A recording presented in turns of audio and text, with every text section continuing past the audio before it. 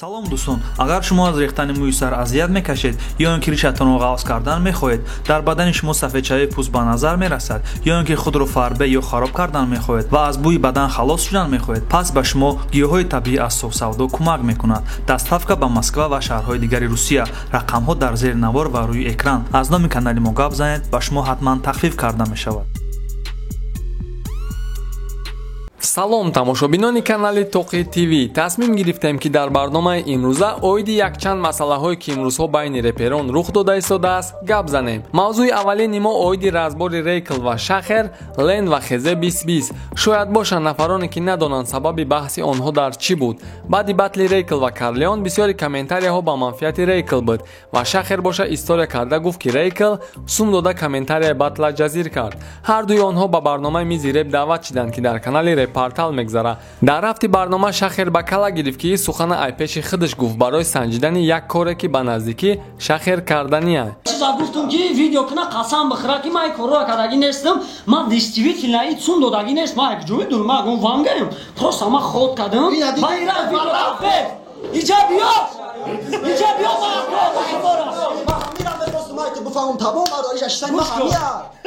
Ман дай чина мехоҳам бародар. Чина ки ман Шахер дар рафти барнома мега ки мавод ҷамъ кардест ва ба наздикӣ ҳамаи ҳақиқати як одама рӯи об меброра.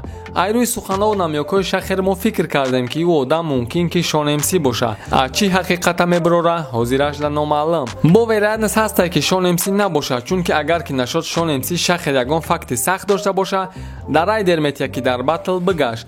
ин масъаларо фақат вақт муайян мекунад. Ланмастер вақте ки ай Хезе авлод биромад дар видеош гуфта буд ки сабаби ай авлод биромаданаш асосан хомӯш будани бачаҳое ва мехоҳад ки кору фаъолиятша тоқа пеш барад. бачаи авлод ҳар як пацанои авлодози ай паси зиндагӣ ҳам мисол хела бачаҳои калон шудагиан ҳамашон ай паси зиндагӣ ва пешравии зиндагишонам аз имрӯз иборатан номуна ай састафи авлод яъне хат мезанем. Шахер дар барномаи мизи реп сабаби ай Хезе авлод биромадани Ленда да зур омаданаш гуфт, яъне Лен мактаби Хезера қувват накард.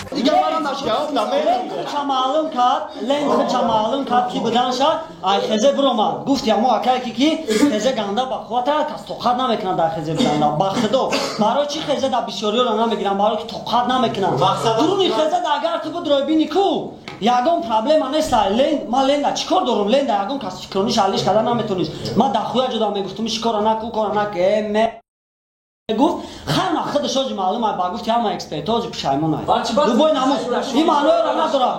вақтҳои охир дар байни реперҳои тоҷик клип кардан гуфти гапҳо мода шида. ҳар як кас ҳаракат кардест ки якдигараш клипи зуртар кунад. якчанд вақтҳои охир бисёртар клипҳои хуб ва просмотр мегирифтагӣ ай тарафи Карлеон, Сиван ва Фавик дида мешавад. бисёриё клипи треки Париж ки барон хондагиаш дида доштанд, лек чота вақти биромаданаш ҳозираш да номаълум. ди клипи охироне ки пешниҳоди мухлисо шуд клипи Карлеон Ата ва клипи Фавик Ишқи додар буд. клипи Карлеона метонен аз канали Хезе 2020 тамошо кунед. клип бениҳоят хуб тайёр шудагиай ва мавзӯи бениҳоят хубай. лек рости гап и клипи Карлеон мисли клипҳои пешинаш просмотри зиёд нагирифт. клипҳои Карлеон дар якчанд рӯз уже ай 100 000 мегзашт, а иш боша ҳозираш да камай. клипи Фавикам ҳамчунин. просмотрош ранги клипҳои пешинаш нест, значит клип ай байн рафтест, яъне ки тамошобино дигар дар клип ӯ қадарам диққат намекунанд. репери дигаре ки тизери клипша бировард и МК шояд бисёр бошанд одамое ки намешиносанд ин бачара, лек дар тизери клипаш Умеда Парсаева иштирок кардагиай. фикр мекунем ҳоҷат нест ки Умеда Парсаевара шинос кунем,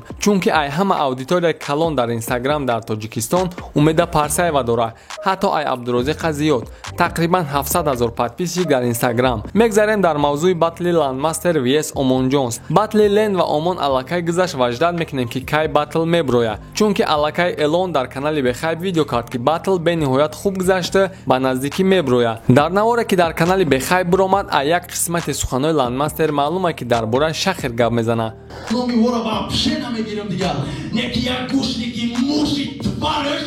мумкин сабаби гапи Ландмастер и сухани Шахер дар барномаи мизи реп бошад.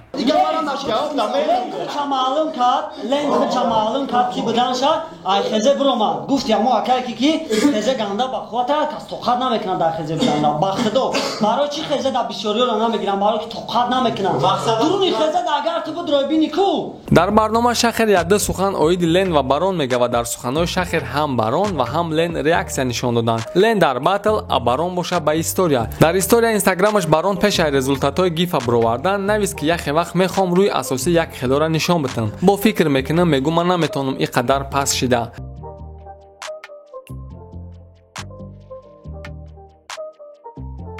ممکن ما خطا کنیم که بارون در شخر نمیاک دادگیه لیک این سخنها بعد سخنهای شخر در برنامه میزیره پیدا شد. در حقیقت در 2020 در ریب یک چیزایی شد که کسی اجیدت نمیکرد. باتل بین یگان نفر خزه با لند. این ممکن که یک باتل به نهایت سخت شود چون که هر دو طرف در باتل مهارتی به نهایت خوب دارند. ممکن که ما خطا کنیم اویدی مسئله ها. با فکر شما باتل بین یگان بچکای خزه و لند میشود یا اینکه نه؟